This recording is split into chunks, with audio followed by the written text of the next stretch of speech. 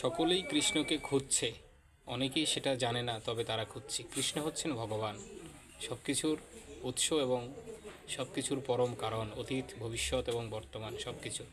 ভগবান হচ্ছেন অনন্ত, তার অনন্ত নাম রয়েছে। আল্লাহ, বুদ্ধ, জিহোবা, রাম, সকলেই কৃষ্ণ, সকলেই এক। ভগবান কোন অলীক কিছু নন, তার রূপ সবিশেষ এবং নির্বিশেষ দুইভাবেই প্রকাশিত হয়, এবং তার সেই রূপ সৎ, চিত এবং আনন্দময়।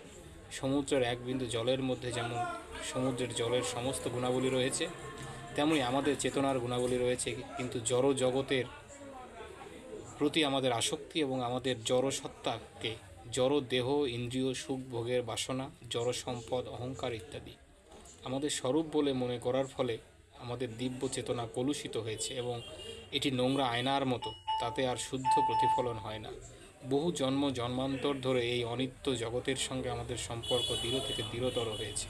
এই অনিত্য দেহ, যা হচ্ছে রক্ত মাংসের একটি থলির মতো, যাকে আমরা আমাদের প্রকৃত সত্তা বলে ভুল করেছি, এবং আমরা এই অনিত্য অবস্থাকে আমাদের জীবনের চরম লক্ষ্য বলে ভুল করেছি।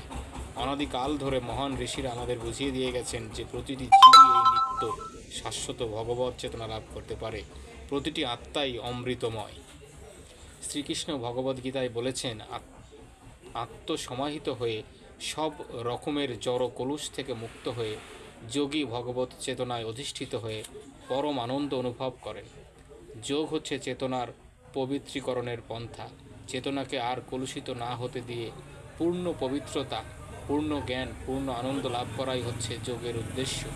ভগবান যদি থাকেন, তাহলে আমি তাকে দর্শন করতে চাই। প্রমাণ ছাড়া কোনো কিছুকে বিশ্বাস করা সম্পূর্ণ অর্থহীন।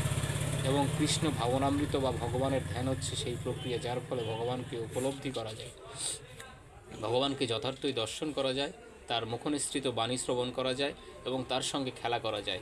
এই উক্তিটি পাগলের প্রলাপ বলে মনে হতে পারে, কিন্তু ভগবান প্রকৃতই রয়েছেন, আমাদের সকলের সঙ্গেই রয়েছেন।